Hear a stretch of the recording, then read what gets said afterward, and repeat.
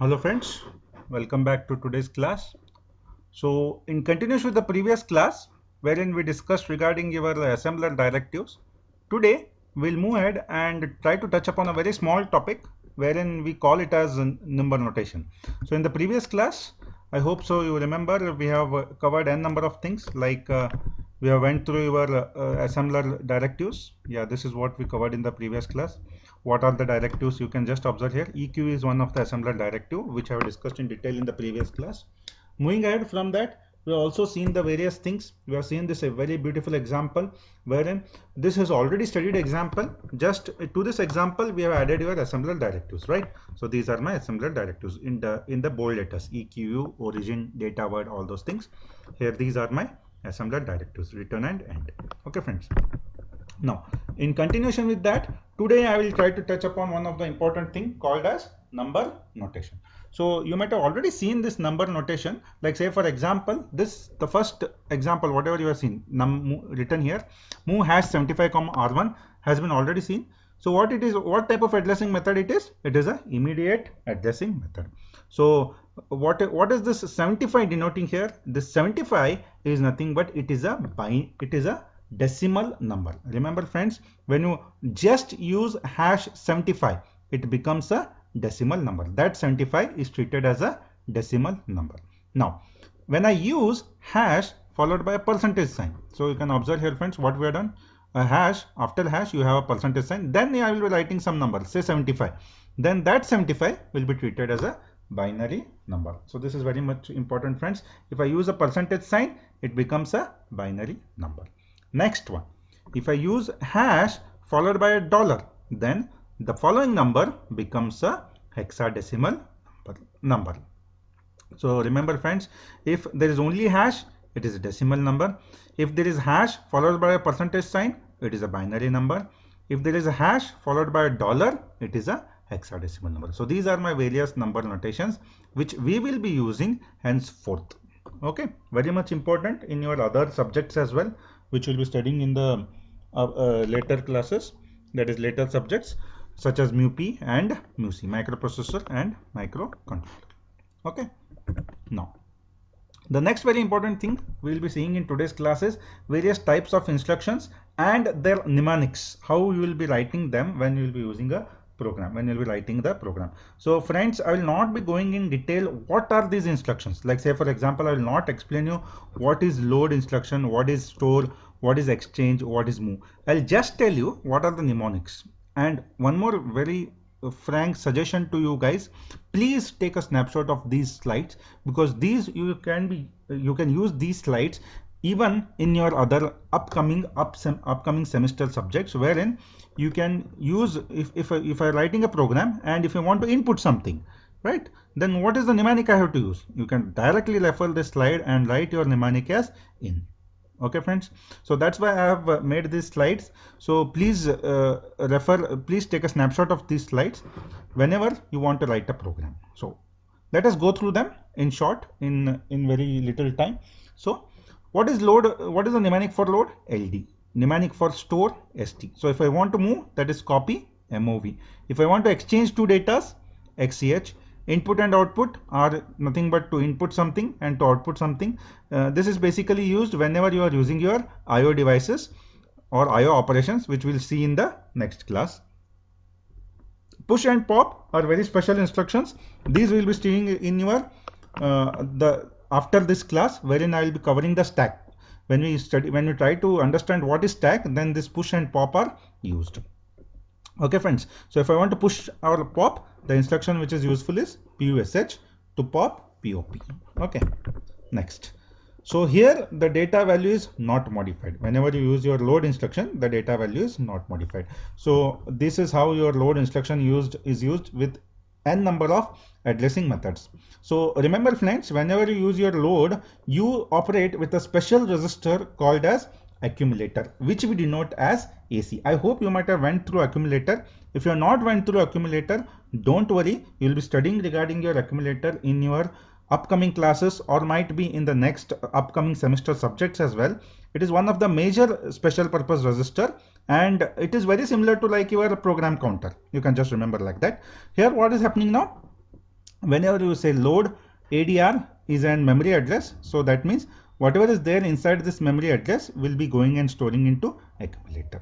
So these are various ways wherein you can use your load. So load hash number is nothing but whatever the number is there, that will be directly going and storing into your accumulator. Or take this one example, load into the bracket R1. It means what now? It is an indirect method. First your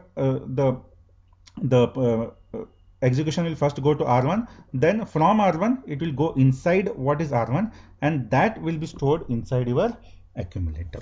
Okay friends, next comes your auto increment. So your auto increment is nothing but R1 plus, that is very simple. Okay, yeah, so that is very simple, and we have already seen this auto increment. I hope you remember this auto increment has been already done. Okay, so we will be seeing some data manipulation instructions. So these are some data manipulation instructions. So the first one would be increment, decrement. So if I want to do any increment, it is INC. If I want to do any decrement, it is DEC. Please take snapshot of these slides, very important. And if I want to add, ADD. If I want to multiply, it is MUL only, not complete multiply. If I want to subtract, it is SUB.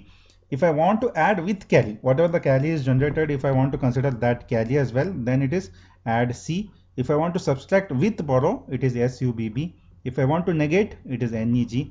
And these are my some shift operators. The shift operators, I hope you have studied already. If you have not studied, again, as I was telling, you will be studying later. So if I want to shift right, and if it is logical shift, it is SHR. If it is shift left, it is SHL. If it is arithmetic shift, it is SHRA.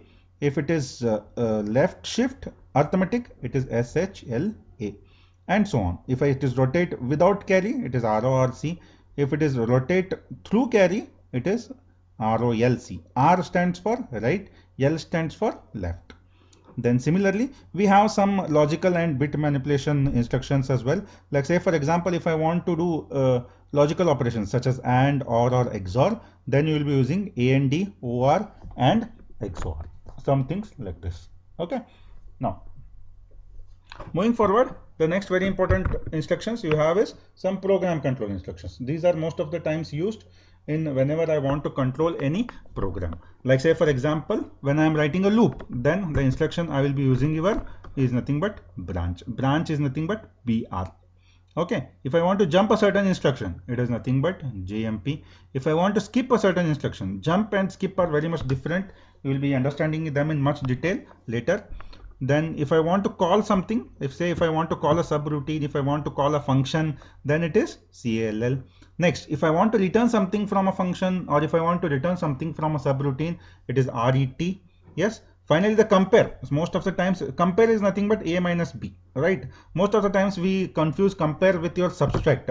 This subtract instruction, whatever you are seeing here, it is also doing subtraction. But there is one small change between compare and subtract. In CMP, you will be subtracting A minus B, but will not store the result. That whatever result will come, it will be passed on to the next instruction. Okay. Finally, if I want to test, then we will be using your AND function, which is nothing but your logical AND whatever we do. But if I want to test, it is TST. So if you want to understand this TST, I've taken a small example here, friends. You can observe. Basically, it is used whenever I will be doing the masking. Say for example, this is my data, the first data. This is my second data, and I want to mask this complete data. I don't want my end user to see this data. Then I will be using this TST. What we are doing? We are ANDing this whole data with a single bit 1. So when you AND this whole data with a single bit 1, what you are getting? 1 and 0, 0. The whole thing, whatever 1 AND with 0 is 0 itself. The 0 AND with 1, it is 0. Then the whole thing, 0 AND with 1, again it is 0. So you have masked the whole first input. Right, friends?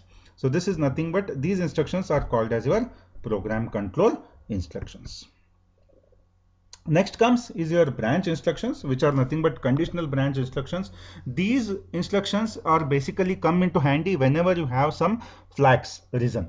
Whenever you some flags will rise, in that case, these instructions can be used. Let's say, for example, if I want to branch when there is a 0 flag is high, then VZ, BZ. And if I want to branch when the 0 flag is low, then I use BNZ.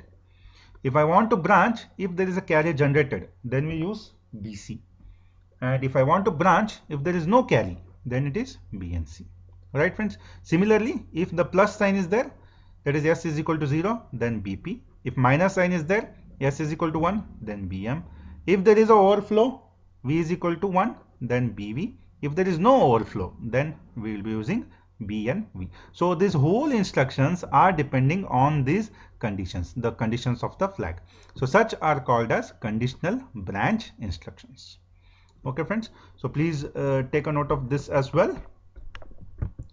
So these all are your instructions. So these slides are very much important.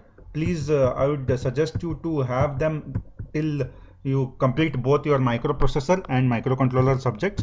Why? Because we'll be using them more oftenly. We'll be using these instructions more oftenly, and you would be requiring to use them n number of times. And these things, this whole chart will come in handy. Some 3 or 4 picks, and you can write almost all the programs. You can say almost 90% of the programs you can write. Okay. Thank you for watching, friends. Okay, I will again come up with in the next class I will come up with IO operations. For now we will finish this class, and you can always call me or WhatsApp me if you have any doubts, and I'll be happy if you come up with any doubts to solve them as well. So this is my WhatsApp number. You can ping me anytime. Thank you.